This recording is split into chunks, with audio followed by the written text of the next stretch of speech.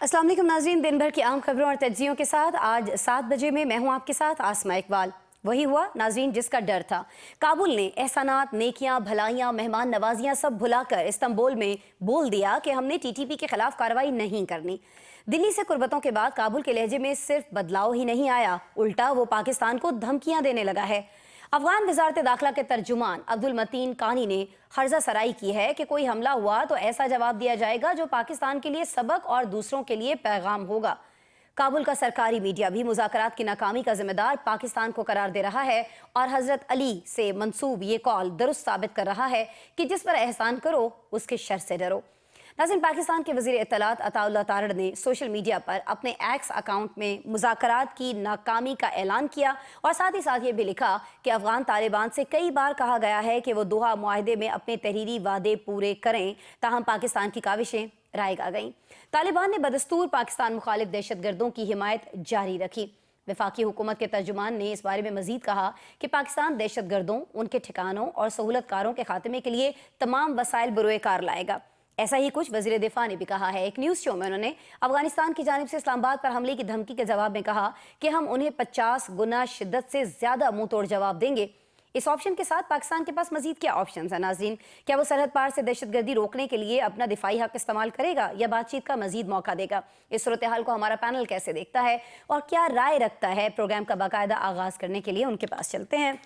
हमारे साथ मौजूद हैं जी इस्लामाबाद स्टूडियोज़ में मेरे साथ तशरीफ़ रखते हैं जवाद फैज़ी साहब, सीनियर सहाफ़ी हैं, सीनियर तज्ज़ियाकार हैं, एंकर पर्सन भी हैं। हमारी खुसूसी रिक्वेस्ट पर आज इस्लामाबाद स्टूडियोज़ में तशरीफ़ लाए हैं।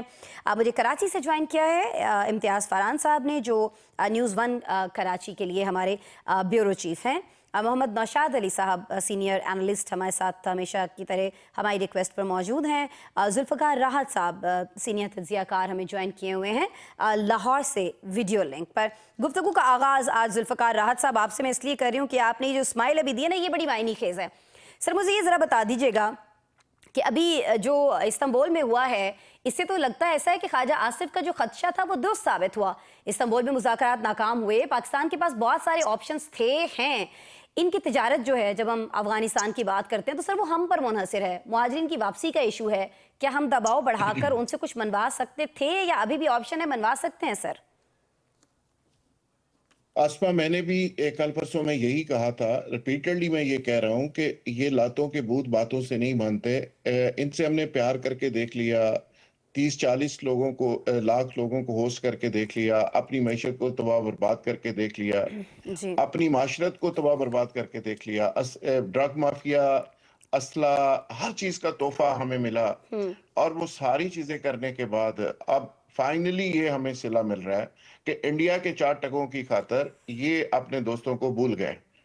तो देखें, हर कबीले के सामने, हर कौम के सामने दोस्ती और दुश्मनी का एक म्यार होता है और इन साहबान के सामने शुरू से इनकी हिस्ट्री आप देख लें, आप उसको स्टडी कर लें, इनका म्यार एक ही रहा है। या तो ये पैसे लेते हैं और पैसे लेके काम करते हैं, बंदे मरवाने हो बंदे मरवा लें, डाके डलवाने हो डाके डलवाने को, काफिले लूटने हैं वो काम करने को ये रेडी होते हैं। या फिर इनका दूसरा तरीका होता है कि इनकी मरम्मत करें अच्छे तरीके से, तो फिर ये बहुत अच्छे रहते हैं। तो तीसरा कोई तरीका नहीं है।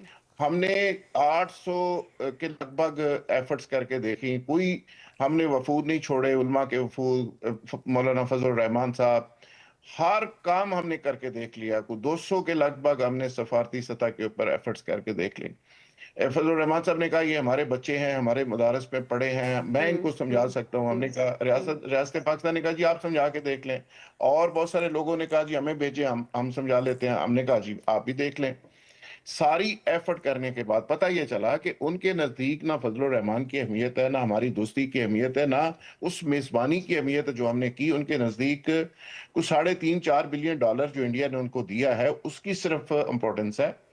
और आपके ख्याल में वो 4-5 बिलियन डॉलर जो आगे देख रहे हैं, जो इंडिया ने उनको कहा कि जी हम आपके स्कूल बना देंगे, आपके पुल बना देंगे, आपकी सड़कें बना देंगे, आपके 34 सूबों के अंदर सारा इंफ्रास्ट्रक्चर डेवलप कर देंगे, वो उनके लिए ज्यादा तो अट्रैक्टिव जुल्फ़कार है साहब, या बहुत सारे हमारी? नाक़िदीन ये भी कहते हैं कि यही ऑफर्स बहुत मुनासिब वक्त पर पाकिस्तान को कर देनी चाहिए थी, और वो ये भी कहते हैं कि फिर ये पाकिस्तान का फेलियर है कि जो हम उसको ऑफर नहीं कर सके वो हमारे दुश्मन ने ऑफर किया और जो वो चाह रहा था वो करवा रहा है। आसमा, ये बात आपकी जुज़वी तौर पे ठीक है, लेकिन ऐसा बिल्कुल भी नहीं है कि हमने ये ऑफर नहीं की। ये ज़रूर ठीक है कि जब हमें स्पेस मिली थी, हमने इनकी रिवाइवल वापस करवाई थी और अमेरिकन फौजें यहाँ से निकली थी। This is the right time कि उस वक्त हमें उसको कंटिन्यू करना चाहिए था चीजों को। हम वो उसमें थोड़ी हाँ। सुस्ती की, लेकिन ये नहीं हो सकता कि पाकिस्तान ने ऐसा नहीं। पाकिस्तान ने कुछ 4 दफा उनको ऑफर की कि आप सी पैक का हिस्सा बने, हम वहां पे इंफ्रास्ट्रक्चर डेवलप करते हैं, आप हमें एशियाई रियासतों तक एक्सेस दें, हम ट्रेड करते हैं, आप ये मुफ्त की खाने वाली जो आदत है इसको छोड़ दें। अच्छा, फिर चाइना ने उनको ऑफर की, फिर पाकिस्तान ने चाइना को बीच में डाला, फिर ईरान को बीच में डाला, तो उनको एक पूरा पैकेज ऑफर किया गया। लेकिन मुसीबत यह है कि जिस कौम को आदत पड़ जाए वेले बैठ के खाने की, डाके मार के लोगों से छीन के खाने की, वो काम नहीं करते। अब भी उनको चूंकि डॉलर वहां से मिल रहे हैं, हमने उनकी तरले मिन्नतें भी करके देख ली, सारे तरीके अब भी देख लिए।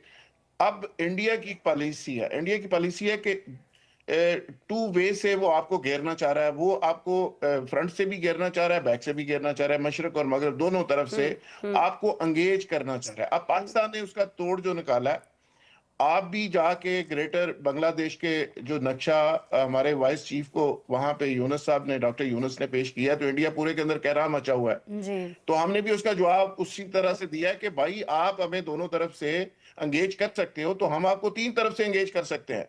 हम बांग्लादेश पे आपकी चिकन नेक की जो 7 रियासतें हैं वो काट सकते हैं, बांग्लादेश, ग्रेटर बांग्लादेश का भी मामला उधर चल रहा है, हम भी उनको सपोर्ट कर सकते हैं, और हम आपसे फ्रंट से भी लड़ेंगे, हार साइड से लड़ेंगे। सो मुझे लगता है कि ये सारा जो मामला है इसमें इजराइल भी अब इन्वॉल्व हो गया है। इसराइल पाकिस्तान के ऊपर एक प्रेशर टेक्टिक्स के तौर पर मोदी के साथ मिलके एक प्रेशर बढ़ाए हुए है, और अभी जो हमला नहीं हो रहा, मेरी इत्ला ये है कि उनको क्लियरेंस अमेरिका से नहीं मिल रही इंडिया को, वरना वो पूरी तैयारी करके बैठे हुए हैं। वजह सिर्फ यह है कि पाकिस्तान का एक इंटरनेशनली रोल है, उस रोल को माइनस नहीं किया जा सकता। Timing is very important. मौजूदा जो हालात हैं इसमें टाइम बहुत ही इंपॉर्टेंट है। टाइमिंग बड़ी इंपॉर्टेंट है, लेकिन इस इंपॉर्टेंट टाइमिंग के बावजूद हम देख रहे हैं जुल्फ़िकार राज साहब कि हमारा जो मुख्तलिफ मामलात को हैंडल करने का तरीक़ाकार है उसमें अभी तक हमें तज़ाद दिखाई दे रहा है। मैं जवाद फैज़ी साहब, सर आपसे ये पूछना चाह रही हूँ, वज़ीर दिफा हमारे जो हैं वो मामले को सख्ती से निपटाने की बात कर रहे हैं। दूसरी जानिब हम देखते हैं कि वज़ीर दाखिला जो हैं हमारे, वो तेहरान में अफगान नायब वज़ीर दाखिला इब्राहिम से मुलाकात करते हैं और उसमें कहते हैं कि इख्तलाफात को मिल बैठ कर दूर करेंगे।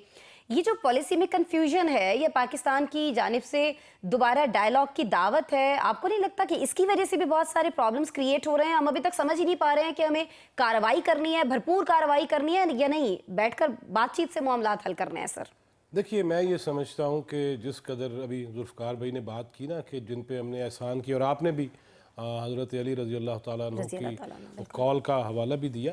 देखिए, हमने बहुत कुछ करके देख लिया, अपने नुकसानात कर लिए, मेरे भाई ने बहुत तफसीली बता भी दिया। लेकिन इशू ये है कि अभी जो आप बात कर रहे हैं ना कि इधर वज़ीर दाखिला की मुलाकात और फिर उधर ख्वाजा आसिफ साहब का बड़ा वाज़ेह ट्वीट, और ये कह देना कि हम जो है वो 50 गुना शिद्दत से जवाब देंगे और गारों में छुपने पे मजबूर कर देंगे।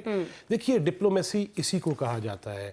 हम हमेशा से ये कहते रहे, जब हिंदुस्तान ने भी हम पे पहलगाम वाला इल्ज़ाम लगाया तो हमने क्या कहा था? हमने ये नहीं कहा कि ऐसी नहीं मानते ताड़ी गल, हमने कहा आइए इंटरनेशनली तहकीकात करवा लीजिए, इस पे बैठ के बात कर लेते हैं और हम पे बिला वजह इल्ज़ाम ना लगाया जाए, सबूत है, शवाहिद है तो पेश कर दिए जाए। लिहाजा इसी तरह मैं ये समझता हूँ कि हमने जिनको पाला पोसा खिलाया पिलाया और जिनकी वजह से सही फरमाया अभी जुल्फ़िकार राहत साहब ने कि क्लशनकोफ कल्चर आया, हेरोइन आई, नशा आया, बदमाशियाँ आई, गुंडागर्दियाँ आई, ये तो किराए के कातिल साबित हो रहे हैं। और अभी आज तो वाज़ेह हो गया कि किराए के कातिल है, जो डॉलर फेंकेगा ये उसकी जनकार पे घुंघरू बांध लेंगे और नाचना शुरू कर देंगे और कहते हैं कि हम शरीयत नाफिज करेंगे। मैं तो हैरान हूं इस बात पे कि देखिए, आर्मी चीफ हमारे फील्ड मार्शल ने अगले महाजों पे जाके भी उनको मतनबे किया कि देखिए, इस्लाम की ये तशरीह, इस्लाम की ये जो अकायद है, उसकी ताबीर जो आप पेश कर रहे हैं वो नहीं है, इसीलिए हमने फितनतुल खवारिज का नाम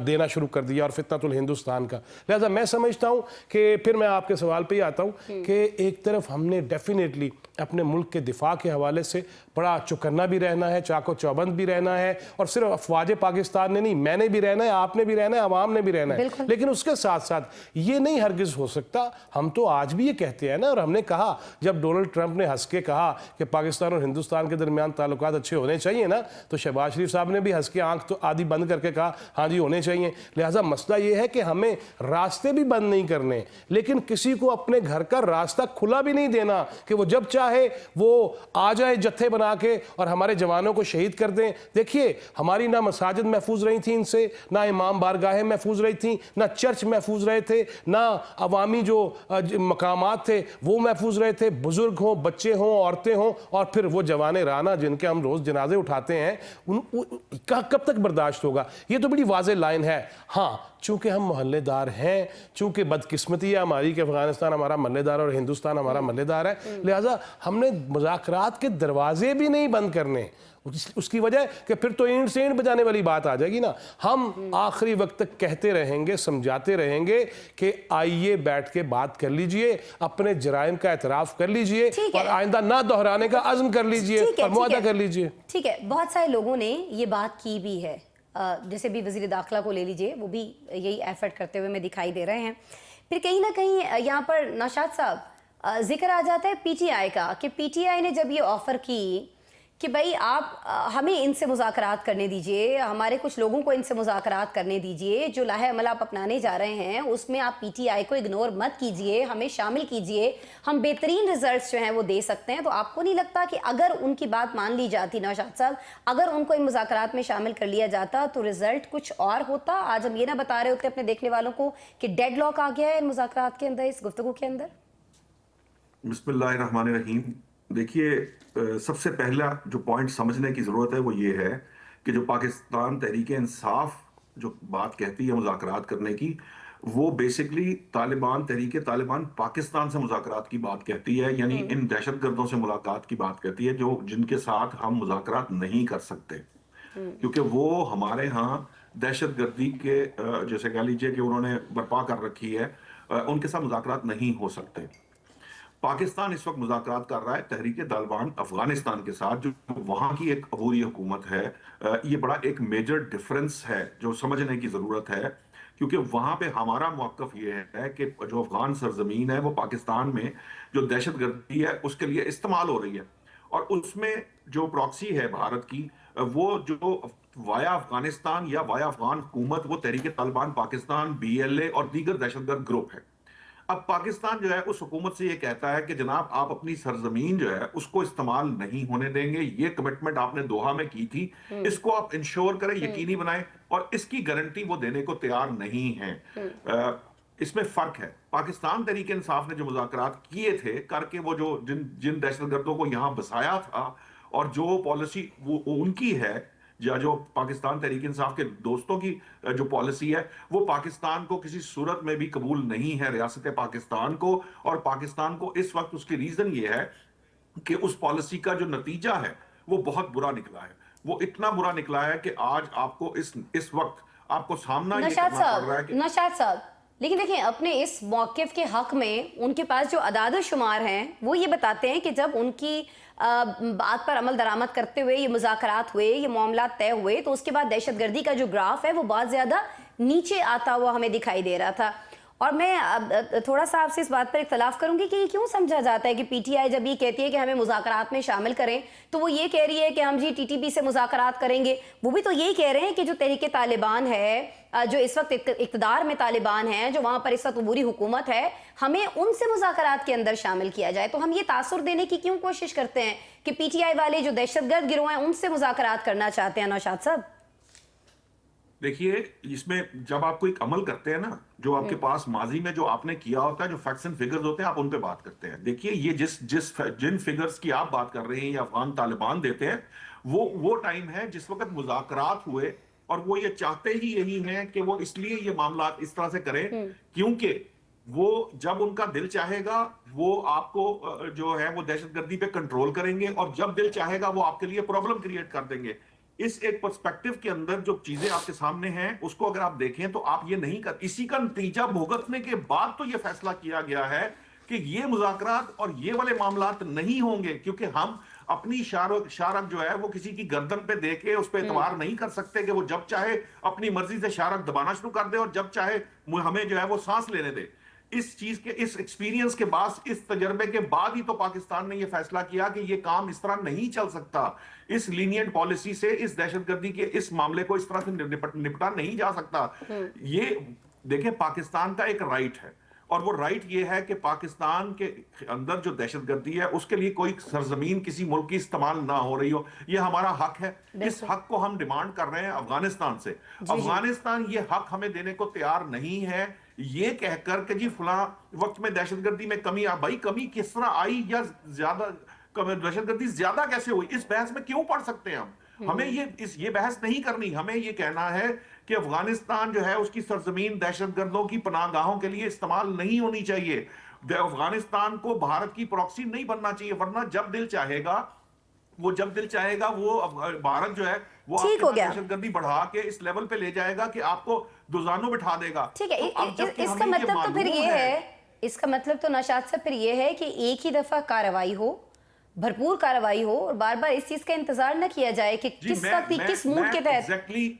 एग्जैक्टली यही बात करना चाहते। देखिए, हमने जिस तरह भारत को डील किया ना, मुझे लगता है कि अफगानिस्तान को उसी तरह डील करना पड़ेगा, एग्जैक्ट उसी तरह। बिल्कुल बिल्कुल, आप सही फरमा रहे हैं। भारत हमारा दुश्मन मुल्क था, अफगानिस्तान हमारा ब्रदर इस्लामी मुल्क है, लेकिन एग्जैक्टली चूंकि अफगानिस्तान प्रॉक्सी के तौर पे काम कर रहा है, ये बात सामने आ गई ना मुज़ाकरात के बाद, सब बिल्कुल सामने आ गया। ठीक हो गया सर, ठीक हो गया। करना चाहिए अफगानिस्तान को जिस तरह हमने भारत को डील किया था। बिल्कुल जी, उसी तरह से डील करना चाहिए। दुनिया के सामने ये शवाहिद रखने चाहिए, ये बात अब आनी चाहिए। वैसे तो आ रही है, लेकिन ये बात आनी चाहिए, दो चीजें सामने आनी चाहिए। डेटरेंस क्रिएट करना पाकिस्तान का अपना जो ठीक हो गया। नौशाद साहब, वक्त मेरे पास कम है। इम्तियाज फरहान साहब, क्रिएट होनी चाहिए।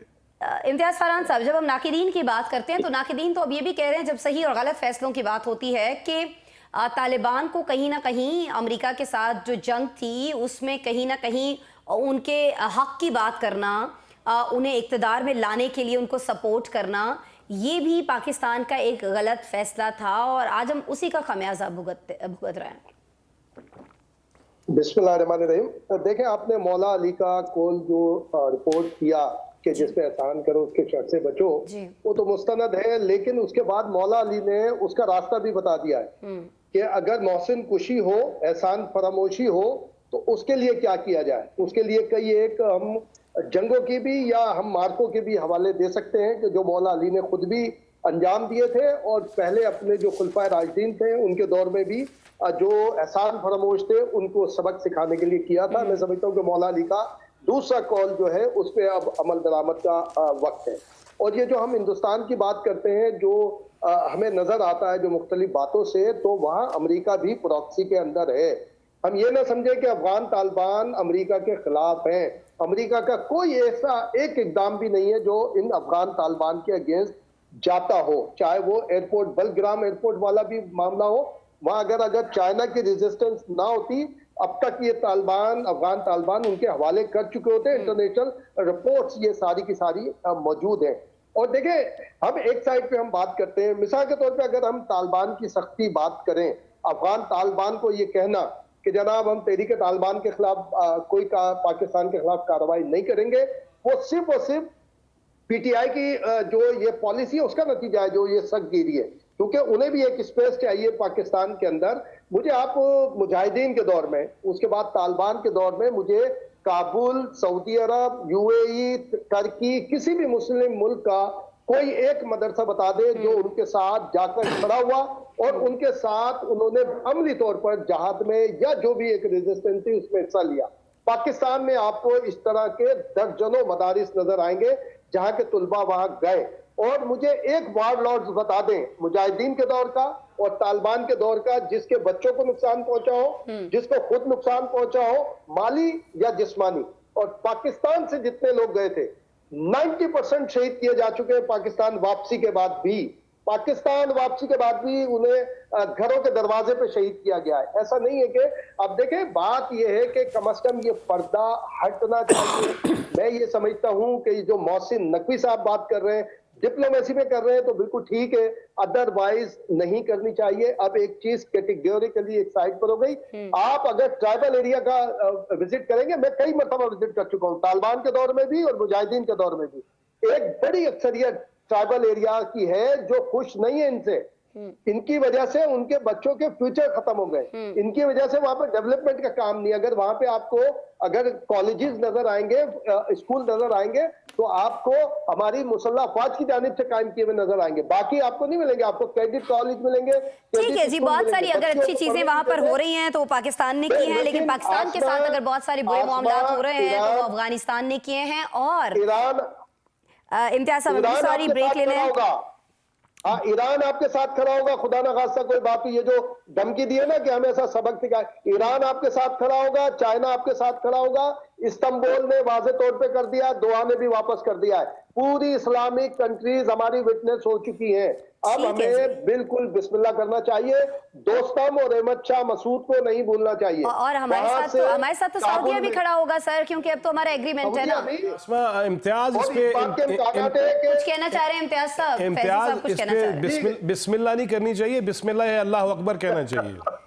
बिल्कुल जी, ऐसे ही है, मुंह तोड़ जवाब देना चाहिए। लेकिन कहा यह जा रहा है, बहुत सारी नाक़दीन भी इस पर बात कर रहे हैं, बहुत सारे कॉलम्स भी, बहुत सारी चीज़ें हम देख रहे हैं, बहुत सारे तज्ज़ियाकार ये कहते दिखाई देते हैं कि जी जवाब जो है वो सिर्फ अफगानिस्तान को नहीं देना है, जवाब उसको भी देना है जो अफगानिस्तान की सरजमीन हमारे खिलाफ इस्तेमाल कर रहा है। ज़ाहिर है दिल्ली की बात कर रहे हैं, लेकिन क्या पाकिस्तान इसका मुतहम्मिल हो सकता है कि दोनों महाज जो हैं ये एक साथ हम खोल लें? अब बड़ा ज़बरदस्त हमने जवाब दिया था भारत को जब उसने हमारे ऊपर जरहियत मुसल्लत करने की कोशिश की थी, लेकिन क्या जब ये बार बार कहा जाता है कि अब जी सिंदूर 2 होगा, तो उसमें ये तो नहीं है कि वो दोनों मिलकर हमला करने की ठान कर बैठे हुए हों और वो समझ रहे हों कि अगर हम दोनों मिलकर हमला करेंगे तो फिर हम पाकिस्तान को खुदा न खास्ता नाकाम कर सकते हैं, ज़ेर कर सकते हैं। इस पर अपने पैनल की राय लेते हैं, ब्रेक के बाद मिलते हैं।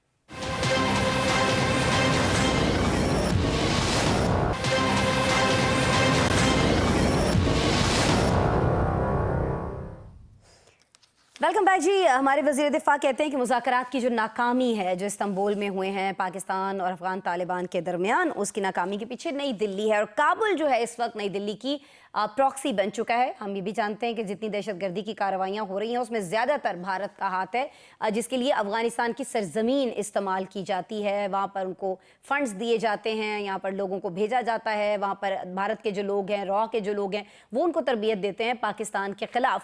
तो क्या अब पाकिस्तान को जब अफगानिस्तान के ख़िलाफ़ कार्रवाई करनी है तो साथ ही साथ पाकिस्तान को भारत के ख़िलाफ़ भी कार्रवाई करनी चाहिए है? अब इसके मुतहम्मिल हो सकते हैं कि हम दोनों बॉर्डर्स पर एक दफ़ा एक ही वक्त में जंग छेड़ रहे हों? मैं फैज़ी साहब इसका जवाब आपसे चाहूँगी सर।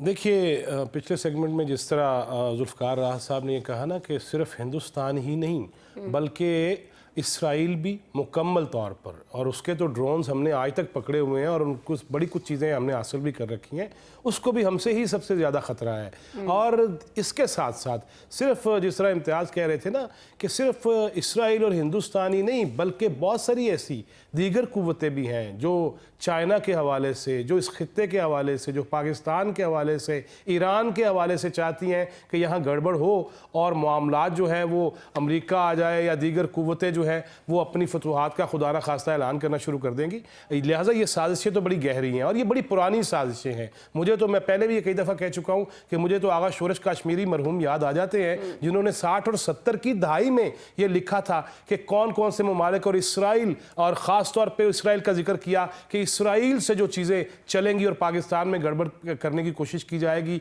और अलहदगी की तहरीक, और हमने देख लिया BLA की सूरत में अगरचे वो नाकाम है और इंशाल्लाह नाकाम रहेंगे, और इधर TTP के शक्ल में हम सारा कुछ देख रहे हैं। अब रही बात, देखिए आज ही मैं देख रहा था एक खारजी दहशतगर्द सतूरे का बयान था एतराफ़ी कि मैं जो है वो तालीम हासिल की मैंने अफ़गानिस्तान से, गज़नी यूनिवर्सिटी से, फिर मैं इलाज के लिए पेशावर गया तो मेरे जिनकी बैत की थी मैंने कमांडर TTP काबुल के अंदर, उनके कहने पे मैं जब पेशावर पहुंचा तो उसके बाद मैंने जो है मुझे वहां हुक्म मिला कि अब तुमने पाकिस्तान के खिलाफ यहाँ पे कार्रवाइयों में हिस्सा लेना है। ये एक सबूत नहीं है, अब बहुत सारे ढेरों ढेर हैं। फिर ये बात की गई कि देखिए उम्मत मुस्लिमा के अहम ममालिक जो हैं उन तक तो ये बात हो गई। खुद तो तुर्की के अंदर, फिर कतर के अंदर मुज़ाकरात जो करने की कोशिश की गई और हुए भी, और फिर हम नाकामी तक पहुंच गए, उन्हें भी अंदाज़ा है, फिर उन्हें ये भी अंदाज़ा है। और ये तालिबान, मैं समझता हूँ कि एवं ही नहीं वो कर रहे, उन्हें हिंदुस्तान की जानब से, इसराइल की जानब से या दीगर कुव्वतों की जानब से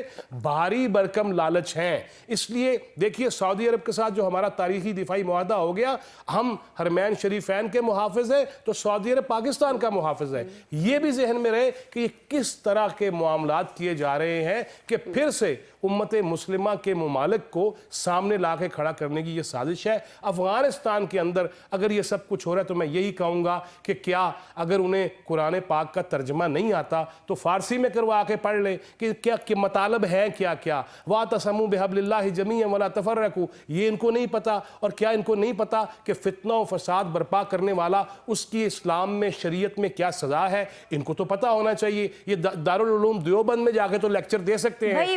तो खुद कह चुके हैं एक वक्त में कि अगर कोई पाकिस्तान पर हमला करता है तो वो अफगानिस्तान पर हमला होगा। तो जब उनको अपने बड़ों की बात समझ नहीं आ रही, उनको सिर्फ एक ही चीज़, उनकी आंखों पर असल में जो पैसों की पट्टी बांध दी गई है भारत की तरफ से, उसकी वजह से ये सारी चीज़ें हो रही हैं। आपने कहा अफगानिस्तान के अंदर क्या हो रहा है, अफगानिस्तान के अंदर इन मुज़ाकरात की नाकामी के बाद क्या हो सकता है? इम्तियाज़ फरहान साहब, क्या होता देख रहे हैं आप अफगानिस्तान में? अब शिमाली अफगानिस्तान की अगर हम बात करें तो वहाँ मजबूत जंगजू रहनुमा जो हैं अहमद शाह मसूद, उनके साहबजादे हैं। नेशनल रेजिस्टेंस फ्रंट के सरबराह अहमद मसूद ने कहा है कि तालिबान दहशतगर्दी को हर जगह फैला रहे हैं। इस हवाले से पाकिस्तान का मौक़िफ़ दुरुस्त है। तो आपको लगता है कि खौस्त में जो हक्कानी ग्रुप काबुल से शाकी है, अब वो भी कहीं ना कहीं ये सारे अगर मुज़ाकरात की नाकामी के बाद मज़ामत जो है उसको मज़ीद तेज़ कर देंगे? देखिए, आपको याद होगा जब रब्बानी साहब का मर्डर हुआ था तो उसका इल्जाम लगा था आईएसआई के ऊपर, और उसके फौरी बाद सदर आसिफ जरदारी, अहमदी निजात और अफगानिस्तान के हामिद कारजाई की एक मीटिंग हुई थी ईरान में। उसके बाद ईरान ने अपना इल्जाम वापस लिया था और उन्होंने कहा था कि हमने गलत इल्जाम लगाया। उस इल्जाम लगाने के पीछे भी पूरी एक साजिश थी, पूरे एक मामला थे। मैं तो देखिए, जब हम एक साइड पे हम एक गुफ्तगू है, दूसरी साइड की भी हम गुफ्तगू कर सकते हैं ना कि काबुल में हम हुकूमती तब्दीली को क्यों नहीं देख सकते। हामिद कारजाई, अशरफ गनी मौजूद थे। हामिद कारजाई भी वहां पे सदर रहे, अशरफ गनी भी सदर रहे। तो आप देखें ना कि अगर ये हमारे अगेंस्ट है, भारत, इसराइल, अमेरिका भी उसके अंदर प्रॉक्सी अगर करता है, तो क्या रशिया माजी का चीजें भूल चुका होगा? वो आगे नहीं आएगा क्या? काजिकिस्तान, अजबकिस्तान, और आप अफगानिस्तान की हिस्ट्री उठा लें, वहां पे चेचन और काजिक, ताजिक, अजबिक, ये सारे फाइटर मौजूद थे या पाकिस्तानी मौजूद थे। और कौन वहां पे, कोई एक नाम बताएं जो सारे उसमें होते। तो क्या रशिया खामोश रहेगा? क्या ईरान की, अभी हमने एक महीने पहले या एक महीने के अंदर एक डिस्कस नहीं किया था कि 270 या 250 के करीब जो अफगानी थे बॉर्डर क्रॉस करने की कोशिश कर रहे थे, तो ईरान ने बिल्कुल एब्सोल्यूट फायर करके उनको जवाब दिया था, सारी चीजें की थी।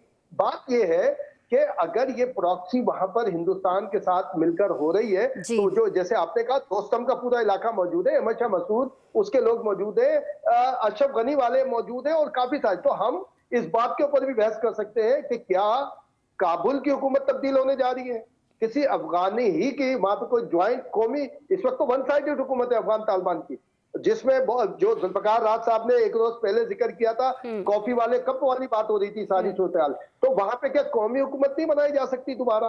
क्या कौमी हुकूमत के इम्कानात हैं? आपको याद होगा गुलबदीन हिकमत यार के साथ जो इनका रवैया रहा था, जब वो पाकिस्तान उनका होस्ट था और ईरान में वो गुलबदीन हिकमत यार एक अरसे तक रहे, जब वहां से पुलिस हुए, जब वो वापसी हुई तो उनके साथ क्या कुछ किया गया था। तो ये सारा एटमॉस्फेयर एक अवेलेबल है, पाकिस्तान को भी सब जानते हैं, मेजर आमिर को भी जानते हैं और बहुत सारे कर्नल। अच्छा, पाकिस्तान को सब जानते हैं, इसी को लेकर आगे बढ़ जाते हैं। जुल्फकार राहत साहब, अफगानिस्तान का जिक्र हो रहा है, आपको लगता है कि वो पाकिस्तान से झगड़ा मोल लेकर आलमी तन्हाई की सूरत में कीमत अदा करने की पोजीशन में है इस वक्त? क्योंकि पाकिस्तान के बगैर वो क्या करेगा? क्योंकि पाकिस्तान की लॉबिंग से अक़वाम मुत्तहिदा और SCO में वो दाखिल हो सकता है, लेकिन जब हमसे मामलात बिगाड़ रहा होगा तो ये सारी चीजें तो रुक जाएंगी ना सर पर। देखिए आसमा, वो तो समझ रहे हैं कि शायद इंडियन लॉबी उन्हें हर जगह पे एंटर कर देगी, लेकिन बात आपकी ज्यादा इंपॉर्टेंट है कि पाकिस्तान जो उनको सपोर्ट दे सकता है, और पाकिस्तान की सबसे बड़ी सपोर्ट क्या है? कि उनका तो गंदम का एक एक दाना और चावल और तमाम अजनास तो पाकिस्तान से जाती हैं। और इंडिया वहां पे वो हमारे ऊपर से उड़ के उनके रोमांस के अंदर डॉलर तो वहां पे दे सकता है उनको, बंदों को ट्रेनिंग तो दे सकता है, लेकिन वो रोजाना की बुनियाद पे उनको खाने पीने की चीजें नहीं दे सकता। 80% देखिए, डिपेंडेंसी जो है उनकी हम पे हमारे ऊपर है। बहुत ज्यादा है, बहुत ज्यादा है। आप बॉर्डर बंद कर दें, वो भूखे मर जाएंगे। और हमें अब सारा कुछ करना चाहिए। आपको एक तो बॉर्डर बंद करना चाहिए, ये ट्रेड बंद करनी चाहिए, जो हमने ये ठेका उठाया हुआ है ना इनका, ये ठेका थोड़ा सा बंद करना चाहिए। दूसरा, इनके बहुत सारे ग्रुप्स हैं जो मंशियात से पैसा कमाते हैं, हाँ, और बहुत। मंशिया ड्रग माफिया का डायरेक्टली ताल्लुक जो है वो दहशतगर्दी से है, टेररिज्म से है। ये सारे कनेक्शन जब तक हम नहीं काटेंगे और इनके कैंपों को निशाना नहीं बनाएंगे और इनको उड़ाएंगे नहीं, ये सारे ऑप्शन पे हमें जाना पड़ेगा, ये ठीक नहीं होंगे। और सबसे इंपॉर्टेंट बात ये है कि वहां पे जो अफगानिस्तान के अंदर ऐसे लोग हैं जो पाकिस्तान के साथ अलाइनमेंट है जिनकी, बहुत सारे लोग हैं जो पाकिस्तान के बारे में बड़े पॉजिटिव हैं और पाकिस्तान का एहसान समझते भी हैं। कुछ लोग, इनको पता नहीं अल्लाह की मार ऐसी लगी है कि ये बिल्कुल ही कोई ऐसे एहसान फरामोश हो गए हैं, लेकिन बहुत सारे लोग ऐसे हैं जो पाकिस्तान का एहसान मानते हैं। उनको राब्ते में करके वहां पे गवर्नमेंट की जो रिप्लेसमेंट की बात अभी इम्तियाज कर रहे थे, ये एक बहुत ही जबरदस्त ऑप्शन है और इस पे काम हो रहा है। मैं आपको खबर दे रहा हूँ, इस पे काम हो रहा है। बहुत जल्द हो सकता है आपको कोई ऐसा सरप्राइज मिले कि वहां पे ये जो लोग हैं, नेगेटिव लोग हैं, इनको भागने की जगह ना मिले। क्योंकि उसकी वजह ये है कि ये पूरी दुनिया के लिए थ्रेट बन चुके हैं। ये पूरी दुनिया के लिए एक सिक्योरिटी थ्रेट बनते जा रहे हैं। ईरान कभी कंफर्टेबल नहीं होगा, जो इंडिया ने मुसाद के साथ मिलकर ईरान में किया। अब ईरान अच्छा, कभी तस्लीम नहीं ईरान करेगा। का जिक्र आ गया, आपने बड़ा इंपॉर्टेंट ये पॉइंट उठाया कि ईरान ज़ाहिर कभी कंफर्टेबल नहीं होगा, लेकिन जब तिजारत की बात आती है तो आपको लगता है कि चाबहार जो है वो एक ऑप्शन हो सकता है अफगानिस्तान के लिए? क्योंकि हम सभी जानते हैं कि अमरीकी पाबंदियों की वजह से, टैरिफ की वजह से ये ऑप्शन जो है ये अफगानिस्तान को महंगा पड़ रहा होगा। लेकिन अगर हम ये बॉर्डर पर अपनी जो आमदोरफ्त है अशिया की 80% अगर इनकी जो हम पर ये डिपेंड कर रहे हैं उसको रोक देते तो चाबहार तो है ना उनके पास एक ऑप्शन। मेरा ख्याल है इसराइल की जो लड़ाई हुई है ईरान के साथ, उसके बाद चाबहार से इंडियन फुटप्रिंट बिल्कुल ही खत्म हो गया है। बहुत सारे लोग उनके अरेस्ट हो गए हैं, बहुत सारे लोगों को डिपोर्ट कर दिया गया। ठीक। वो बंदरगाह ईरान से वापस ले रहा है, बहुत सारे हिस्से वापस ले चुका। वो जितनी स्पेस वहां पे बनी है वो पाकिस्तान उस स्पेस को फिल कर रहा है। सही। तो जो इंडियन वहां पे नेटवर्क वहां पे ट्रेस हुआ, उसके बाद ईरान चाबहार की भी एक्सेस उनको नहीं दे रहा। तो ये माजी के अंदर इंडियन वहां पे इन्वेस्टमेंट के नाम पे इंडिया वहां पे जासूसी करता रहा, मुसाद का एक फ्रंटमैन के तौर पे इंडियन रहा काम करती रही। लेकिन अब वो सारी चीजें एक्सपोज हो गई। जितने लोग वहां पे ईरान ठीक के है। लोग हिट हुए हैं वो सारे के सारे ठीक है, उस ब्रेक का नेटवर्क टाइम की वजह से ब्रेक का टाइम हो गया सर। नौशाद साहब को टाइम कुछ देते हैं। नौशाद साहब, ये जो सारा मामला इस वक्त हो रहा है जिसको हम डिस्कस कर रहे हैं, सर इस सारे मामले पर आपको नहीं लगता कि चीन की जो खामोशी है वो कुछ समझ में नहीं आ रही है? हम जानते हैं सी पैक है, BRI है, अरबों डॉलर्स उसकी सरमायाकारी लगी हुई है, दाव पर लगा हुआ है ये सारा का सारा जो सरमाया है। तो वो काबुल पर अपना असर रसूख क्यों इस्तेमाल नहीं कर रहा है? किस चीज़ का इंतजार कर रहा है? इतनी खामोशी क्यों है? इतना सन्नाटा क्यों है? देखिए, चीन और पाकिस्तान के मौकफ में कोई रत्ती बराबर भी फर्क नहीं है। जब पाकिस्तान अपना मौकफ पेश कर रहा है तो ये चीन का मौकफ भी है। चीन बिल्कुल 100% इससे एग्री करता है, क्योंकि चीन ने प्रैक्टिकली अफगान तालिबान के साथ बातचीत करके देख लिया है कि अफगान तालिबान क्या चाहते हैं। ये तो अब मीडिएटर्स जो थे तुर्की और कतर है, वो ये चाहते थे कि इन मामलात के अंदर जो है अफगानिस्तान के मामले के ऊपर, क्योंकि उन्होंने खुद अफगानिस्तान ने राब्ता किया, उन्होंने खुद सफेद झंडे लहरा के तो अपनी जान खलासी कराने की कोशिश की। लेकिन मैं आपको बताऊं, असल नेचर पीछे वही है जिसका मैंने आपसे जिक्र किया था ना, कि ये जो जब आपको डायलॉग में उलझा के अपने आप को रीग्रुप करते हैं, ये वाहिद तरीका होता है दहशतगर्दों के पास कि वो अपने आप को जो है ना इस काबिल बना रखें कि वो सर्वाइवल हो उनका। अगर इनके ऊपर आप स्ट्राइक करते चले जाएं तो ये सर्वाइव नहीं कर सकते, क्योंकि इनके पास कोई प्रोफेशनल आर्मी नहीं है, इनके पास वो वसाइल नहीं है। और डिपेंडेंस की जो बात आप कर रही हैं कि डिपेंडेंस का आलम यह है कि अगर पाकिस्तान, ये जो अभी बात की गई है कि बॉर्डर बंद कर दे तो वहां तो लोग भूख से मरना शुरू हो जाएं। तो इसी पेश नजर जो मुस्लिम ममालिक हैं वो अपने मुसलमान होने के नाते ये मीडिएशन जरूर चाहते हैं, लेकिन ये बात आपको बता दूं, आपने एक सवाल किया था, दो ममालिक दो साइड से ये दोनों मिलकर भी अगर कोशिश करेंगे तो ये पाकिस्तान को उस तरह का नुकसान नहीं पहुंचा सकते जिस तरह का भारत समझ रहा है कि वो नुकसान पहुंचा सकता है। ये बात आज से 20-30 साल पहले तो हो सकता है कि इस अमल के जरिए पाकिस्तान को प्रॉब्लमेटिक एरिया में ले जाया जा सकता।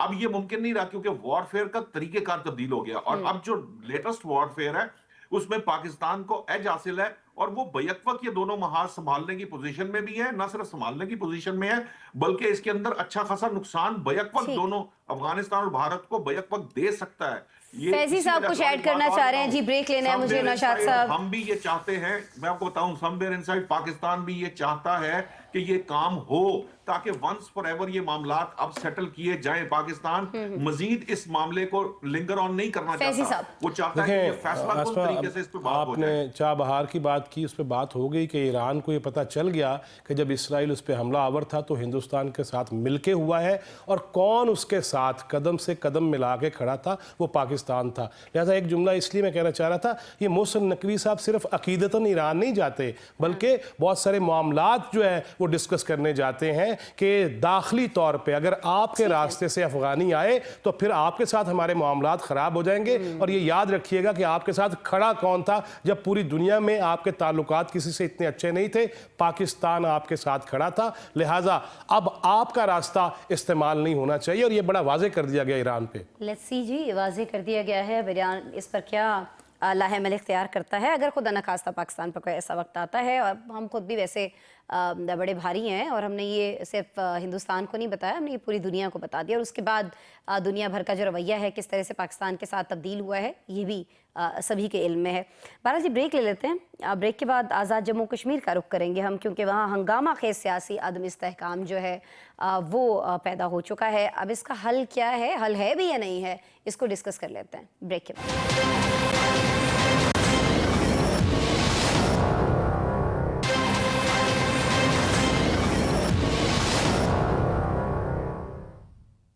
वेलकम बैक जी। आज़ाद जम्मू कश्मीर में इक़्तिदार की म्यूजिकल चेयर जारी है, जहां सियासी अदम इस्तेहकाम 2 वज़राए आज़म खा चुका है और अब तीसरे वज़ीर आज़म चौधरी अनवारुल हक के हवाले से भी चल चलाओ जो है वो मालूम होता है, यानी जी का जाना ठहर गया, सुबह गया या शाम गया। अनवारुल हक साहब को पीपल्स पार्टी ने मुस्तफ़ी होने का अल्टीमेटम दिया था, लेकिन वो अड़ गए और अब उन्होंने मशरूत आमादगी का इजहार कर दिया है।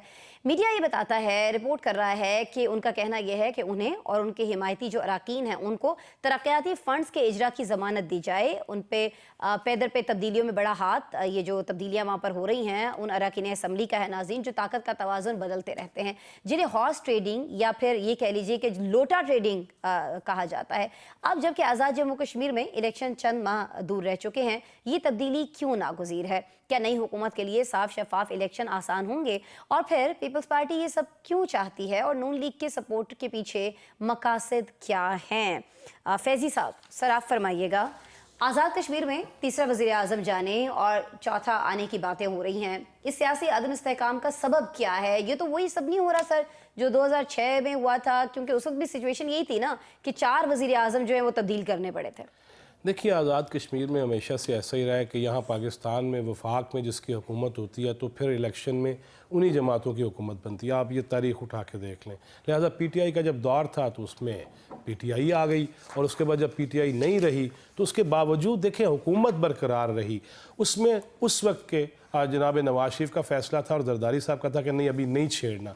अब चूँकि इलेक्शन करीब हैं, तरक्याती बजट हैं, फंड्स हैं और आगे इलेक्शन में एक दूसरे को मुंह दिखाना है, तो ये सारा मामला वो है। लेकिन ये अब क्यों है, इसके पीछे आप चंद हफ्ते पीछे चले जाएं और देख लें कि आज़ाद कश्मीर में क्या हुआ था।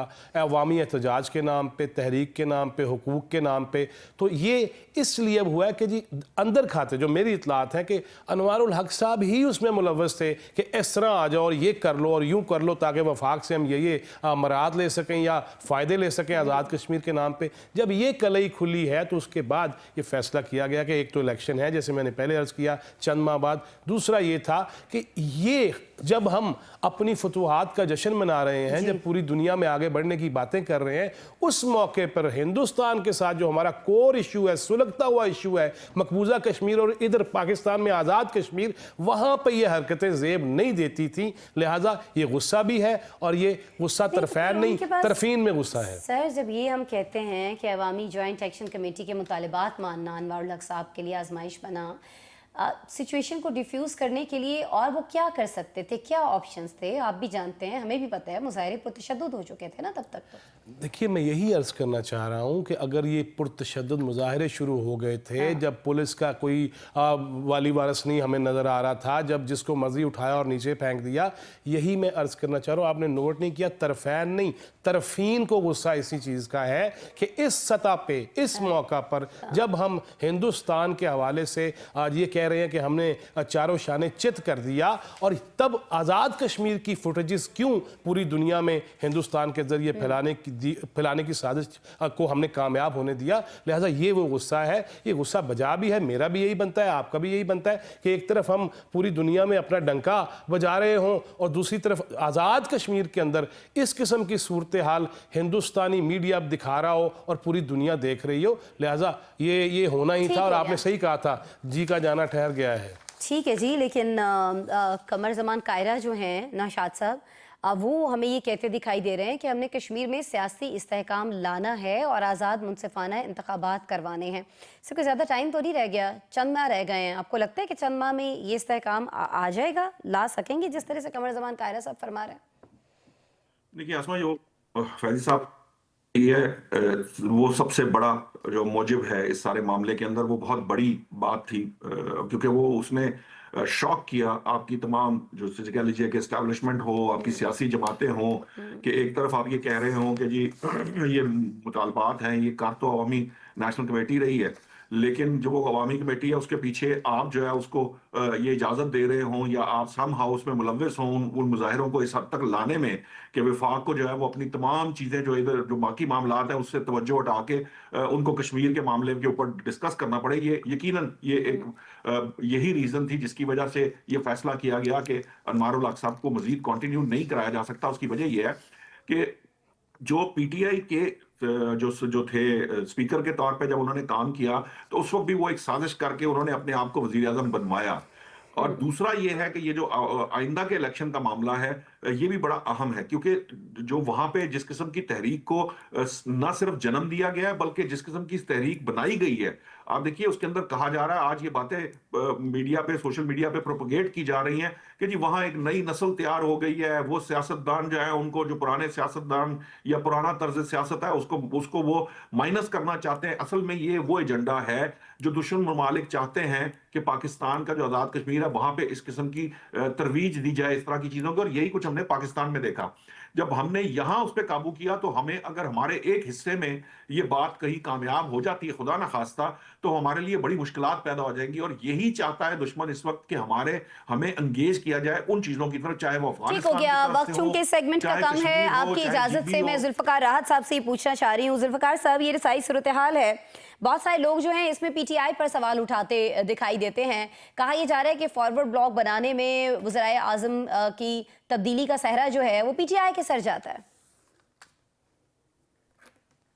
देखिए, जो अभी बात कर रहे थे मेरे दोस्त फैजी साहब ने बिल्कुल सारी चीज़ों का अहाता कर दिया कि वहाँ पे जो कश्मीर के अंदर हुआ एक्शन कमेटी के नाम पे, वहाँ पे लोगों की हलाकतें हुई, पूरी दुनिया ने तमाशा देखा, टूरिज्म डिस्टर्ब हुई, सड़कें ब्लॉक हुई, और जिस तरह फोर्सेस के ऊपर हमले किए गए, मेरा ख्याल है कि ये बुनियादी एक वजह बनी, और इसके पीछे ज़ाहिर खिचड़ी पकी हुई थी। और ये भी एक हकीकत है और तारीख है हमारी कि जब भी फेडरल के अंदर जो गवर्नमेंट होती है, ये इसको एक तोहफे के तौर पे कश्मीर की गवर्नमेंट उनको पेश कर दी जाती है।